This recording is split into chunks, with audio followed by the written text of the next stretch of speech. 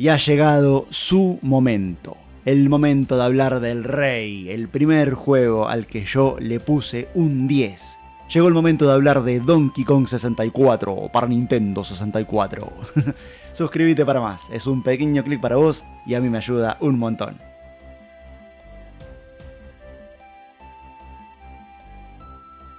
Hola gente, ¿cómo les va? Luego de tantas menciones en mis anteriores videos de esta serie, llegó el momento de hablar de este título. Un juego que, a decir verdad, no le tenía mucha fe, ya que nunca había jugado a ninguno de sus predecesores. Para que se den una idea, recién de grande llegué a conocer el calibre y revolución que fue la trilogía original de Donkey Kong Country. En la época de la Super Nintendo yo estaba al otro lado de la calle con mi Sega Genesis, así que no tenía mayor idea de lo que estaba pasando en el bando contrario. Por suerte para mí, aquí en Argentina tuvimos a ese pequeño gran salvador, como lo llamé en mi video de Banjo-Kazooie, gracias al cual pude probar una gran cantidad de juegos como el que nos compete en esta ocasión. Menos mal que me di una oportunidad con esta joya, porque Donkey Kong 64 terminó siendo para mí el mejor juego de su consola. Como ya dije en mi video sobre Mario 64, los gráficos fueron zarpadamente superiores, incluso aunque por poco, al compararlo con ambas entregas de Banjo-Kazooie. No por nada necesitó el accesorio llamado Expansion Pack, ítem incluido con el juego para que la Nintendo 64 lo pudiera correr. Hay varios relatos acerca de la verdadera razón de este accesorio, razón que va desde un bug en el cúmulo o buffer de memoria hasta el procesamiento de algunas luces de las que hablaré luego. Como sea, este juego era muy potente para su generación. Tal y como pasó con Banjo-Kazooie y Banjo-Tooie, la música estuvo a cargo del maestro absoluto Grant Kirkhope. Y si bien esta vez no pudimos contar directamente con la participación de otro grande, David Wise, compositor de la música de Donkey Kong Country 1 y 2, en una entrevista Kirkhope dijo que intentó mantener algo del estilo o atmósfera de Wise en distintos momentos del juego. Un detalle copado al respecto lo encontramos en Jungle Japes, el primer mundo que visitamos en Donkey Kong 64. En lo personal, creo que tanto Grant como Nintendo le han sabido dar un lugarcito a David poniendo como música de este nivel una versión con algunos arreglos nuevos de DK Island Swing, tema que suena en los niveles del tipo jungla en el primer Donkey Kong Country. Para muchos de nosotros, esta melodía pasó a ser el tema de Donkey Kong, y eso se lo debemos a David Wise. Continuando con Grant Kirkhope, nuevamente y como era de esperar, este señor estuvo a la altura del proyecto y nos generó una gran inmersión con cada una de sus composiciones perfectamente integradas con las temáticas de los niveles. Podemos sentir la onda de Donkey Kong, y me refiero al personaje, en Jungle Japes, el calor y la emoción de explorar ruinas en Angry Aztec, o cosas más profundas como el contraste entre un niño jugando con sus juguetes y un adulto trabajando en su fabricación en Frantic Factory. Y si te digo que ambas personas bien podríamos ser nosotros según en qué momento de la vida lo estamos jugando, ¿y qué tal Gloomy Galleon? No es de extrañar que nos resulte familiar su sonido y al mismo tiempo sentir una renovada presión al saltar al agua. Después de todo, estamos recordando nuestro paso por la final de Donkey Kong Country en Gangplank Galleon, mientras debemos explorar varios kilómetros submarinos en un nuevo mundo 3D. ¿Y Creepy Castle? ¿Cuántos pueden afirmar no haber tenido miedo al escuchar el tema de las catacumbas o no haber puesto el volumen en cero en la tele para no escucharlo? Eso, gente, es saber crear inmersión con la música. Historia sencilla, pero con bastante desarrollo. El rey K. Rool, ya sé que se pronuncia Krul, que es un juego de palabras, cruel en inglés, pero yo me acostumbré a decirlo así, busca vengarse de toda la familia Kong luego de los eventos transcurridos durante la trilogía Country. Así que, manejando una isla mecánica gigante, busca acercarse a la isla de Donkey Kong para darle con su Blastomatic, un arma capaz de destruir una isla entera con solo un disparo. Por suerte para nuestro amigo corbatero, al llegar choca contra una roca y el golpe hace malfuncionar el arma. Para ganar tiempo mientras su personal arregla los desperfectos, rapta a algunos miembros de la familia Kong y roba el stock completo de bananas doradas de Donkey. Ahora este debe rescatar a sus familiares, recuperar las bananas y vencer a K. Rool antes de que el arma esté operativa nuevamente y se quede sin un hogar al cual volver. En mi video sobre Super Mario 64 les hablé de cómo este juego, el Mario 64, prácticamente vino con la consola y entre otras cosas sirvió para demostrar de qué era capaz su característico control de 3 puntas. Pues bien, será mejor que ya lo tengas asimilado porque en Donkey Kong 64 harás muchos movimientos más. Ya desde el vamos contaremos con varias habilidades básicas compartidas por todos los Kongs, pero a esto le iremos agregando otras habilidades y objetos al visitar a Funky, Cranky y Candy, quienes nos darán armamento a base de frutas, pociones para las habilidades e instrumentos musicales respectivamente. Estos últimos servirán para activar mecanismos o como un superataque capaz de eliminar a todos los enemigos comunes en pantalla. Algunos de los ítems serán comprados por cada Kong puntual para sí mismos, mientras que otros serán para todos los Kongs y solo uno irá de compras. Así que si con Mario tuviste que recordar varias combinaciones de botones para realizar sus movimientos e idear cuándo usarlos, esta vez los tendrás multiplicados por 5. Un apartado por el que me debo asegurar de pasar son los coleccionables. Son literalmente cientos. A las 200 bananas doradas debemos agregar otros elementos como los planos de la Blastomatic, medallas obtenidas al juntar 75 bananas comunes de cada color, hadas banana y mucho más. Según el porcentaje con el que hayas completado el juego, al terminarlo podrás desbloquear hasta 3 mini capítulos de lo que podríamos considerar el verdadero ending. Aunque el último es más bien un extra de comedia, pero lo vale. Obviamente, si tenemos cientos de cosas para recolectar, también tenemos a nuestra disposición un hermoso y muy completo inventario. Como dije en mi video sobre Spyro, soy un enfermo del completismo y este juego me dio mi primera experiencia manejando uno de estos. Al pausar el juego podemos muy fácilmente checarlo y mundo a mundo controlar nuestro progreso sin la necesidad de entrar en ellos. Si pasamos las páginas lateralmente cambiaremos de categoría y si lo hacemos verticalmente cambiaremos de mundo. Pasando al diseño de niveles, no es de extrañar que sean decentemente grandes, pues están armados de tal modo que no solo puedan contener todos los coleccionables de los que hablé hace un momento, piensen por ejemplo que hay 5 bananas por cada Kong, haciendo un total de 25 por mundo, sino que también algunas de sus subzonas son habilitables por un Kong puntual, abriéndolas usando algún switch con su cara, instrumento o arma personal. Una vez dentro de estos lugares, aunque fue un Kong puntual el que habilitó su acceso, varios o todos los demás Kongs tienen objetivos que cumplir ahí dentro. En este sentido están excelentemente hechos. Pongamos como ejemplo de esto el primer mundo, Jungle Japes. Aquí, al menos al principio, solo podés usar a Donkey y a Diddy, a quien rescatamos justamente en este nivel. Salvo, según recuerdo por algunas bananas normales, todo lo importante, digamos, de ambos Kongs es conseguible en las zonas hasta este punto accesibles. Mientras que esta zona que ven en pantalla debe ser abierta por Tiny con su ballesta de plumas, personaje que se rescata en otro nivel, una vez dentro no solo ella tiene objetivos para cumplir, sino también Chunky. Lanky también debe ser rescatado en otro nivel, y para cuando lo tengamos al volver a Jungle Japes, una de sus bananas está tras esta reja, la cual a su vez está tras esta otra que previamente abrió Diddy con sus pistolas de maní. Dato de color.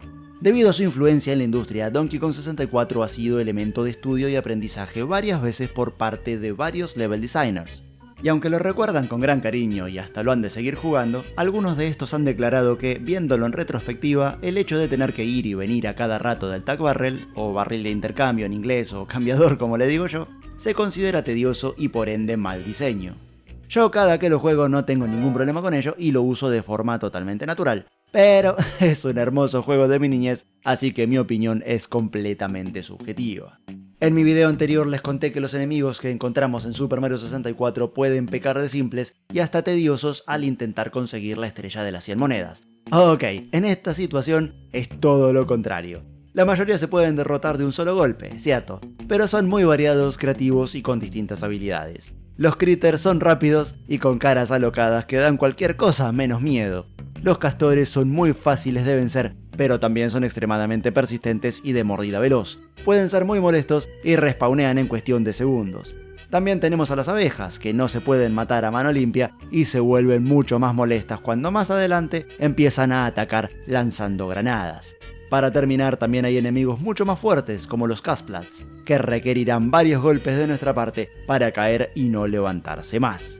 Párrafo aparte, obviamente merecen los jefes. Los primeros dos son simples y del típico 3 strikes y está fuera, pero a partir del tercero te encontrarás con jefes que aprenden, como se los conoce. Mi tipo de jefe favorito, ya que son los que más me duran en batalla. Usualmente los jugadores aprendemos los patrones de ataque y contraatacamos al respecto. Pero ¿qué pasa cuando es al revés y no solo tiene distintas fases, sino que además su nueva fase es un contraataque adaptado a nuestra forma de defendernos? Tal es el caso de Mad Jack, alguien que merece ser mencionado, pues me parece uno de los mejores jefes de todo el universo de Nintendo, junto a casos como Weldar de Banjo-Tooie.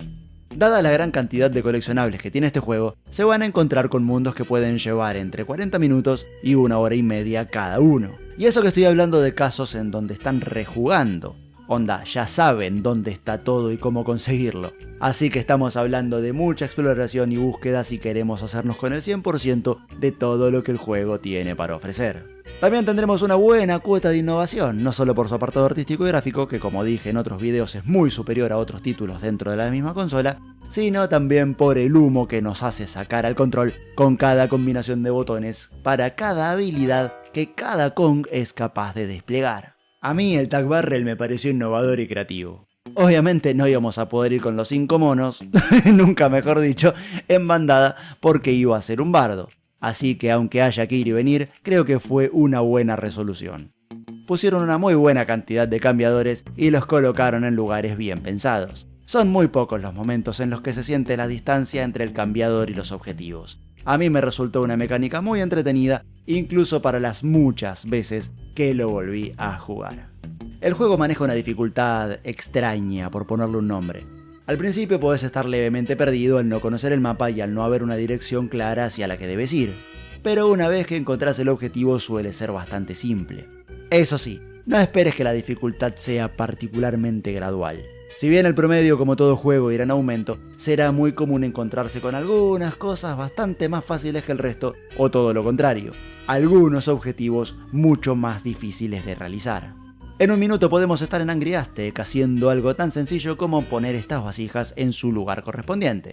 Y en otro momento en el mismo mundo, ponernos a volar intentando pasar por estos anillos o deslizarnos a toda velocidad por este gran tobogán en una carrera mientras debemos juntar una cantidad mínima de monedas sin caernos. De la misma forma, podemos estar en Frantic Factory haciendo algo tan simple como presionar en el orden correcto unos switches numerados y luego rompernos la cabeza con un fichín del primer juego de Donkey Kong.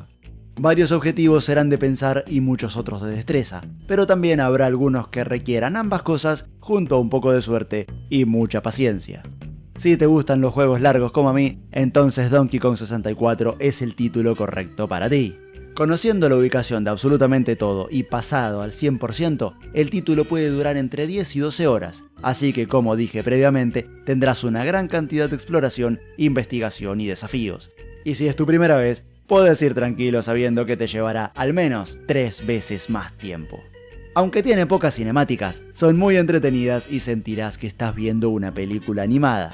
Algunas de ellas serán graciosas, intensas o hasta oscuras, y siempre te dejarán con ganas de saber más. Solo la intro tiene voice acting, pero todas tienen actitud y te dejarán enganchado de principio a fin. Al principio del video les mencioné brevemente el expansion pack y los varios debates acerca de las verdaderas razones de su necesidad, y una posibilidad tenía que ver con las luces dinámicas.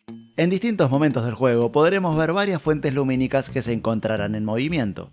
Lógicamente, si movemos una lámpara de lugar, su luz proyectada también se moverá. Más allá de que la razón del accesorio sea esta o no, debo decir que para la época son efectos excelentemente logrados, en especial en ambientes como los que ven en pantalla. Efecto que aporta aún más inmersión en la experiencia de la que ya veníamos teniendo.